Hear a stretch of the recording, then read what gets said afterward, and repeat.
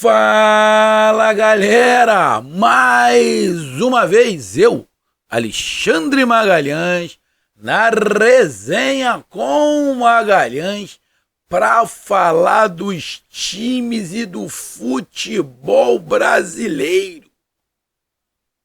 Não tô dando tchau, não. Não tô dando tchau, não. Não tô indo embora, não. É que eu tô contando quantos gols o Bahia fez nesse jogo. Moleque! Tivemos a abertura da 35ª rodada do Brasileirão da Série A 2023. Agora todo mundo com 4 jogos. E uma briga direta contra o rebaixamento. Corinthians e Bahia, depois da data FIFA, nenhum dos dois entraram em campo, para jogos atrasados. Tiveram aí os dois times um tempo para descansar, para se preparar para esse confronto. E, irmão, eu vou ser bem sincero. Eu sempre sou bem sincero. Eu duvido que alguém acertou o placar. Duvido, irmão. O torcedor mais otimista do Bahia acreditava no triunfo. Mas 5-1, eu duvido. Se alguém falar, não, eu acreditava. Mentira.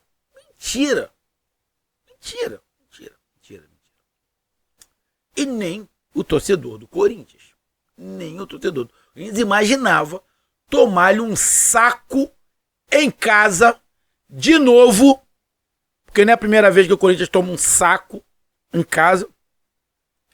Se eu não estiver enganado, acho que o Corinthians toma um saco desse pro Flamengo, se eu não estiver enganado.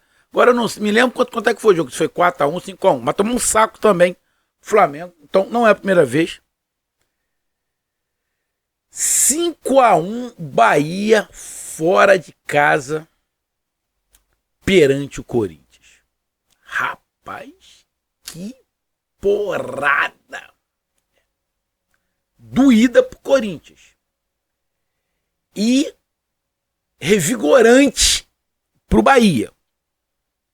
Só que tem um porém. Tanto pro derrotado quanto pro vencedor. Que a gente vai falar esse porém. Não estou querendo diminuir a porrada que o Corinthians tomou e nem diminuir a porrada que o Bahia deu. O que eu estou falando? Foi goleada. Foi importante. Mas a situação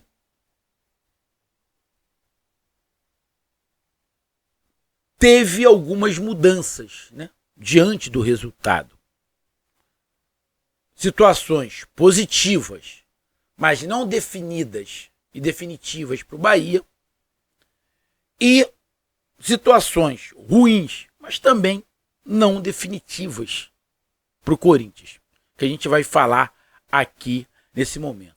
Tudo sem clubismo, sem empolgação para querer ganhar like, com o pé no chão, tanto de Corinthians quanto de Bahia. Você não quer uma análise fria? Se você quer uma análise com emoção do torcedor, pode ir para outro canal. Arruma um canal que fale do Corinthians, que tá com emoção da derrota, tá puto, e vai para um canal do Bahia, torcedor do Bahia, o cara é torcedor do Bahia, empolgadaço com esse triunfo. Nenhum dos dois vai dizer a realidade, porque eles estão empolgados, um pelo triunfo e o outro com raiva por causa da derrota. Então, provavelmente, vão estar fora um pouco da realidade. Eu aqui não estou puxando brasa nem para um lado nem para o outro. Frio sobre a análise do jogo e do que tem adiante. Então é sobre esse grande triunfo do Bahia de 5-1 em cima do Corinthians ou como queiram, essa derrota acachapante, eu não sei, mas provavelmente vai dar merda do lado de fora. A tendência é que dê merda do lado de fora do estádio e até no estádio, agora que eu tô gravando, que acabou o jogo. Na verdade, eu vim aqui pro meu mini estúdio, ainda não tinha acabado o jogo, tava faltando 1 minuto. Mas eu já tinha escutado pela televisão que tava tendo tumulto, que a polícia tava sendo chamada. Não sei nem o que aconteceu, mas a tendência é que dê merda. A tendência é que dê merda. Tomara que não, mas a tendência é que dê merda. Então é sobre isso que a gente vai falar. Então eu peço a você, meu amigo torcedor do Timão, do Bando de Loucos, e meu amigo torcedor do Bahia, bora Bahia, minha porreta do tricolor baiano. Eu peço que você curta, compartilhe, inscreva-se no canal, dê o seu like, ative a notificação, coloque seus comentários, entre no nosso WhatsApp que está aqui embaixo na descrição do canal. Você vai lá do seu nome, o time que você torce, que eu coloco você no grupo do seu time. Só para lembrar, para falar de futebol, não é para falar de política nem de religião. E se você quiser ajudar o canal a crescer, você pode ajudar através do Pix, que é o número do nosso WhatsApp. Você pode ajudar através do Superchat, quando estiver fazendo lives. E você pode ajudar através do Clube de Membros e do canal Resenha com Magalhães aqui embaixo de azul. E agora você pode ajudar através do Valeu, que é esse coração com cifrão que está do lado de compartilhar. E mais uma coisa, não deixem de se inscrever no canal, porque mais da metade da galera que acompanha o canal não é inscrito. Então dá essa moral pro canal, inscreva-se no canal, beleza? Então vamos lá, aqui. Primeiro ponto. O Rogério Ceni engoliu o Mano Menezes. Foi um massacre o que o Rogério Ceni fez com o Mano Menezes. Foi uma coça. Você lembra aquelas coças raiz da antiga? Que não mata ninguém. Não mata ninguém. Hoje não. Tomar uma varadinha de vara de goiabeira nas pernas, fudeu. Os pais são até presos, né? Traumatiza para a vida inteira. Bom, meus pais não foram presos para isso, eu também não fiquei traumatizado. Meus irmãos também não. Conheço um monte de gente que passou pela mesma coisa que não ficou traumatizado. Não ficou traumatizado. Mas hoje fica, né? É por isso que a seleção brasileira passa vergonha aqui no Maracanã. A Sub-17 do Brasil jogou contra a Argentina, tomou-lhe um sacode. É a nossa geração, né, compadre? Fazer o quê? A nega ainda acha que um dia vai ganhar a Copa do Mundo. Esquece. Com esse modelo de Nutella, não vai ganhar nada. Ah, em breve, teremos uma associação dos Nutellas do Brasil. Os Nutellas brigando pelos seus direitos. Nós, Nutellas do Brasil, merecemos respeito. Temos que ter direito, queremos direitos iguais. Qualquer dia os Nutellas do Brasil estarão aí, terá até partido político dos Nutellas. Escuta o que eu estou falando. Bom, e qualquer dia chamar alguém de Nutella vai ser crime também, né? Em breve, chamar alguém de Nutella vai ser crime. Bom, mas continuando aqui. Então, esse é o primeiro ponto. Rogério Ceni esmagou, pisoteou, com requintes de crueldade, Rogério Ceni espancou o Mano Menezes. Esse é o primeiro ponto. Bom, então vamos aqui para a classificação. Bom, com este triunfo do Bahia, bom, primeiro começou o seguinte, o Corinthians na 12ª colocação com 44 pontos, e o Bahia estava na 17ª colocação com 38. Ou seja, uma diferença de 6 pontos do Corinthians para o Bahia, correto? Então o Corinthians foi para o jogo podendo negociar o resultado. Eu coloquei no meu placar, nos meus palpites, 1-1. No meu entendimento, eu pensei, o Bahia não perde pro Corinthians. O Corinthians vai jogar pelo resultado. Mas no meu pensamento, o Bahia não perderia pro Corinthians. Eu sei que vai entrar torcedor aqui. Pô, Magalhães, tu já falou em 2 vídeos aí que o Bahia, pelas suas contas, ia cair. Sim, repito. Tem aqui os meus cálculos aqui. Eu disse que o Bahia, nos últimos 4 jogos, iria fazer 5 pontos. Bom, Porque eu contava, nesses 5 pontos, do empate Bahia e Corinthians. Não veio esse empate, não veio esse 1 ponto. Veio 3. Então, agora, o Bahia pode fazer 7 pontos e chegar a 45 pontos. Com 45 pontos, pelos meus cálculos, ele vai empatar em 45 pontos com o Cruzeiro, né? E com o Vasco da Gama. Ao final, poderemos ter 3 times com 45 pontos. Vasco, Cruzeiro e Bahia. Porque o Bahia, só para lembrar, estava a 3 pontos do Vasco e do Cruzeiro, que ainda vão jogar. Vasco e Cruzeiro ainda vão jogar. Mas este triunfo do Bahia bota uma pressão no Vasco e principalmente no Cruzeiro, que agora entra na zona de rebaixamento. E tem mais um detalhe. Essa derrota do Corinthians pode ser muito mais catastrófica do que se parece. O Internacional vai jogar. O Internacional joga contra o Bragantino em casa. Se o Internacional ganha do Bragantino, o Internacional vai a 46 pontos. O Corinthians já cai para 13º. O Santos tem 42. Joga contra o Botafogo, fora de casa. Jogo difícil para o Santos. Vamos lá que o Santos consiga empatar. Não passa o Corinthians, mas fica com 43. O Bahia tem 41. Que porrou o Corinthians agora, é o jogo que a gente está falando. O Vasco joga contra o Atlético Paranaense, se eu não estiver enganado. Vamos lá que o Vasco vença o Atlético Paranaense. O Vasco vai a 44 pontos com 12 vitórias. Passa o Corinthians. O Corinthians já cai para 14º. Se o Cruzeiro ganha o seu jogo na segunda-feira, se eu não estiver enganado, é contra o Goiás, fora de casa, o Cruzeiro também vai a 44 pontos e fica com 11 vitórias.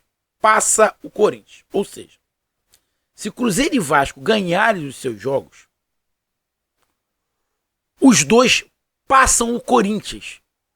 O Corinthians pode ser ultrapassado pelo Internacional, tá? Pelo Santos, pelo Vasco, pelo Cruzeiro. O que acontece? O Corinthians pode terminar a rodada sendo o primeiro time fora da zona de rebaixamento. A 3 pontos da zona de rebaixamento.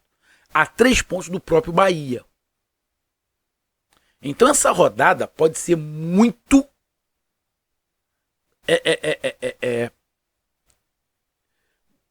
péssimo pro Bahia, pro Corinthians. Péssimo pro Corinthians. Pode ser muito pior do que tá. O Corinthians tem que torcer contra o Internacional, contra o Santos, contra o Vasco e contra o Cruzeiro. Será que esses 4 times vão ganhar? Não sei. O Vasco tem uma partida muito difícil contra o Atlético Paranaense fora de casa. Mas o Cruzeiro joga contra o Goiás, tem chance do Cruzeiro ganhar. O Santos pega um Botafogo muito mal. Então, não seria nada normal se o Santos também ganhasse do Botafogo. O Botafogo não está ganhando de ninguém. O Internacional tem um jogo muito difícil com o Bragantino, mas joga em casa, pode ganhar. Ou seja, a posição do Corinthians, o Corinthians no ruim, vai terminar essa rodada a 3 pontos da zona de rebaixamento. A 3 pontos. E tem um detalhe a mais. O Cruzeiro tem 10 vitórias. O Corinthians também, mas vai ainda jogar. Então, se o Cruzeiro ganhar, passa o Corinthians pelo número de vitórias. O Vasco já tem 11 vitórias. Então, se ganhar, passa. O Bahia tem 11 vitórias. O Santos tem 11 vitórias. O Internacional 11 vitórias. Ou seja, todo mundo que está abaixo do Corinthians tem mais vitórias que o Corinthians. Na próxima rodada, na rodada de número 36, o Corinthians vai estar a 3 pontos da zona de rebaixamento. Vai estar a 3 pontos da zona de rebaixamento. Sendo que o Corinthians tem uma vitória a menos que todo mundo que está abaixo dele. Se perder de novo e o outro time ganhar, o Corinthians entra na zona de rebaixamento. E deixa eu lembrar uma coisa aqui, meus amigos torcedores de Corinthians e Bahia. Na rodada de número 29, antes da rodada número 29, eu fiz um vídeo, estava faltando 10 rodadas, correto? 29, 30, 31, 32, 33, 34, 35, 36, 38. Eu falei, olha, vou fazer um vídeo aqui faltando 10 rodadas. Lá atrás, na minha opinião, nos meus cálculos, os 4 times que iam cair eram Corinthians, Santos, Coritiba e América Mineiro. Corinthians, Santos, Coritiba e América Mineiro. Há 10 rodadas. Depois eu fiz um outro vídeo com 5 rodadas, faltando 5 rodadas. Aí, nos meus cálculos, que está até aqui, por tudo que aconteceu nas 5 rodadas após eu gravar o vídeo, eu fiz os cálculos, aí o Corinthians sai, o Santos sai e entram Bahia e Goiás.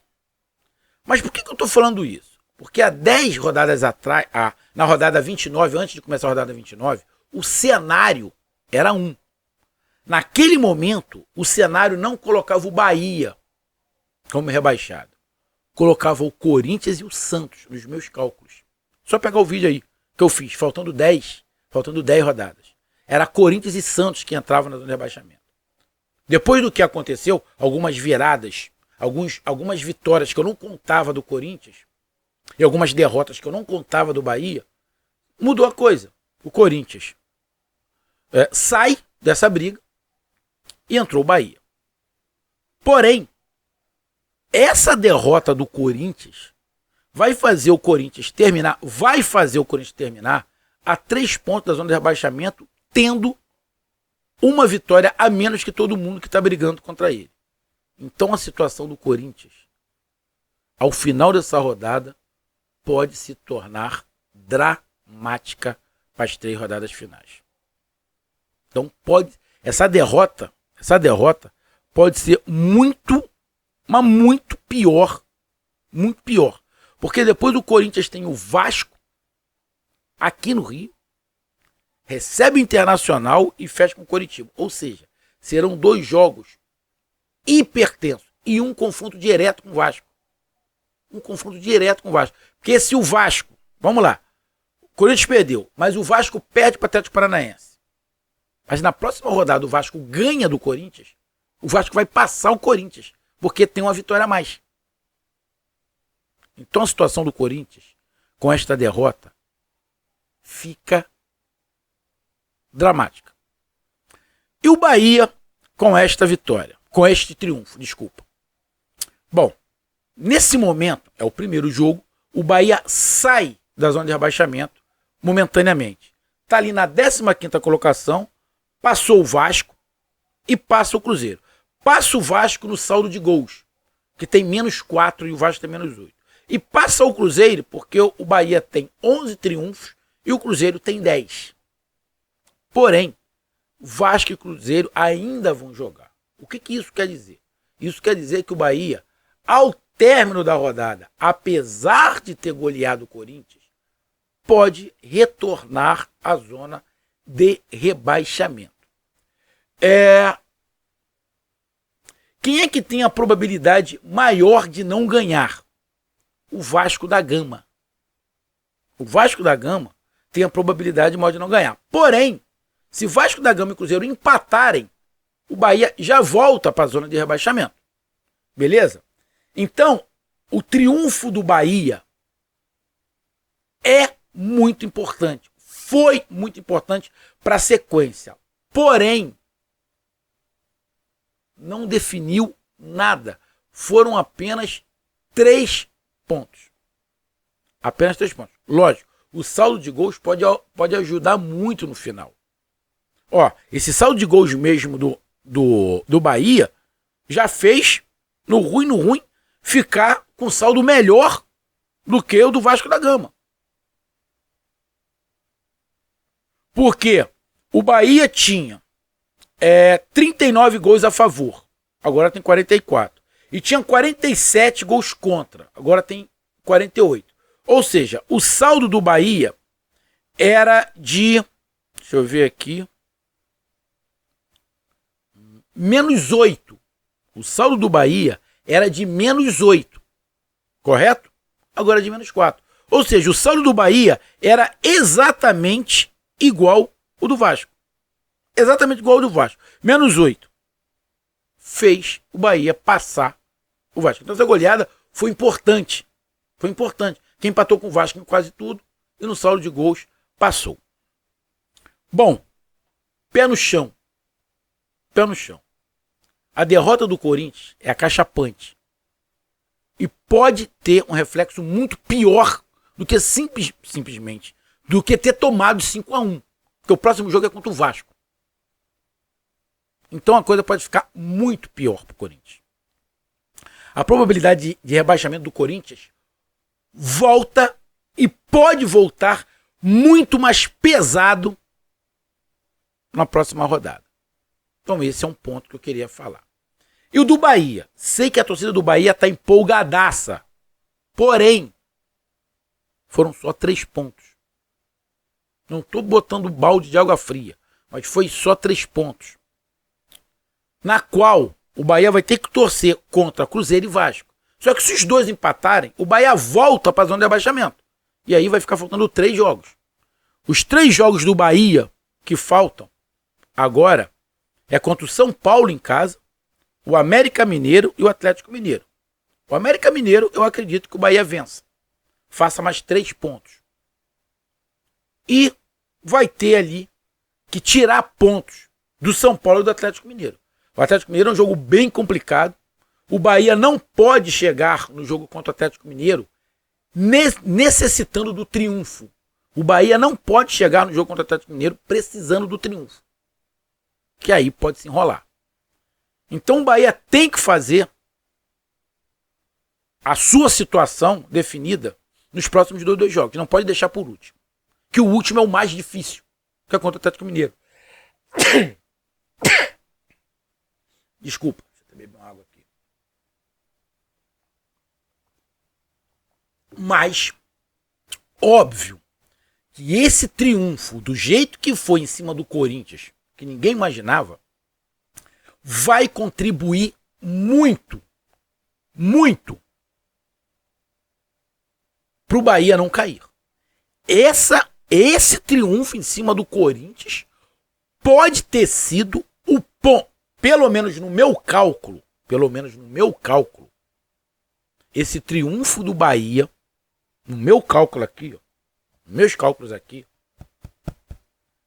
esse triunfo do Bahia pode ter sido o diferencial das minhas contas. Que com esse triunfo, o Bahia pode fazer 7 pontos, fazer o mesmo número de pontos do Vasco, que eu fiz os cálculos aqui, mas se livrar no saldo de gols. Então, o triunfo do Bahia foi de suma importância para tudo. Pelo placar, pela moral,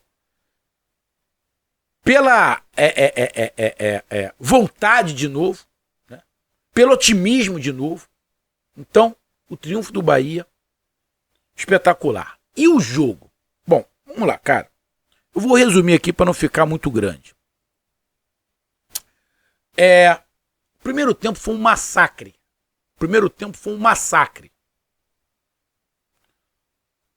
O Corinthians não conseguia se defender. O Bahia atacava do jeito que queria. Uma marcação frouxa, o Bahia deve ter até estranhado. O Rogério Ceni engoliu o Mano Menezes. O Mano Menezes botou 3 zagueiros. E o Rogério Ceni foi sem um centroavante de origem, mas com muita movimentação ali na frente. Ele engoliu o Mano Menezes. E meteu 3-0 no primeiro tempo. Poderia ter sido demais. Então foi igual tinha lá o cara da escolinha, Somebody Love, né? Somebody Love. Na verdade, ele sambou, né? Sambou com muito amor ali em cima do Corinthians no primeiro tempo. No segundo tempo, no finalzinho do primeiro tempo, o Bahia deu uma recuada, normal. No segundo tempo, o Bahia veio para segurar um pouco mais o jogo, mas o Rogério Ceni, mais malandro ainda, botou o Juba mais para frente, para prender o Fagner.